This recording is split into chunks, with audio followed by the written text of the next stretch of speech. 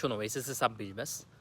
তুমি যদি হচ্ছে তোমার যে 20টা চ্যাপ্টার আছে ফার্স্ট পেপার সেকেন্ড পেপার মিলাই, এখান থেকে 8টা চ্যাপ্টার বাদ দাও, তারপরেও এ প্লাস পাওয়া পসিবল। কীভাবে সেটা? যেমন ম্যাথ ফার্স্ট পেপারের আমরা যদি ক বিভাগ থেকে চিন্তা করি, এখানে চ্যাপ্টার কী আছে? ম্যাট্রিক্স নির্ণায়ক, সরলরেখা, ভেক্টর, বৃত্ত, বিন্যাস ও সমাবেশ, এরপর ফাংশন ও ফাংশনের লেখচিত্র। তো এখান থেকে তুমি দুটো চ্যাপ্টার বাদ দাও, তারপর ক বিভাগে তুমি ফুল অ্যান্সার করতে পারবা। আবার যদি খ বিভাগ থেকে বলি, তাহলে চ্যাপ্টার আছে আমাদের হাতে অন্তরীকরণ, যোগজীকরণ, ত্রিকোণমিতিক অনুপাত এবং সংযুক্ত কোণের ত্রিকোণমিতিক অনুপাত।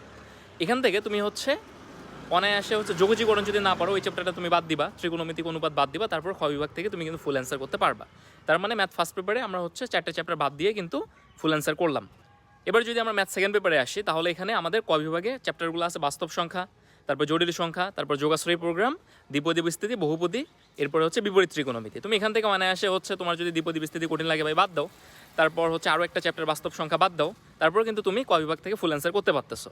এরপর যদি খ বিভাগে বলি ম্যাথ সেকেন্ড পেপারের, তাহলে সেটা হচ্ছে আমাদের চ্যাপ্টার আছে গতিবিদ্যা, স্থিতিবিদ্যা, এরপরে কৌণিক এবং বিস্তার পরিমাপ ও সম্ভাবনা। তুমি এখান থেকে হচ্ছে অনায়াসে স্থিতিবিদ্যাটা বাদ দাও, কারণ যেহেতু এটা হচ্ছে তোমার প্র্যাকটিস করতে বা শিখতে অনেক সময় লাগে, সো এটা বাদ। তো বাকি চ্যাপ্টারগুলো থেকে কিন্তু তুমি ফুল অ্যান্সার করতে পারতেছো। সো তোমাকে আমি হচ্ছে যেটা বলবো সেটা হলো you have to be realistic. যদি তোমার টেস্ট পরীক্ষায় যে কোনো রকম পাস করছো, তাহলে তুমি টার্গেট করো যে 50-60 মার্কস পাওয়ার। আবার যদি টেস্ট পরীক্ষা হচ্ছে তুমি মোট 50-60 পাও, তাহলে তোমার এ প্লাস টার্গেট। আর যদি টেস্ট পরীক্ষা তুমি এ প্লাস পেয়ে থাকো, তাহলে তোমার ওয়েট টার্গেট, তাহলে তুমি হচ্ছে সিরিয়াসলি ম্যাথটা দেখো, সব কিছু দেখো। এবং আরেকটা কথা মনে রাখো, তুমি যদি আসলে ফেলও করো ইন্টারমিডিয়েটে, তারপরে তোমার রাস্তা বন্ধ হবে না। সো খুব হতাশ হবা না।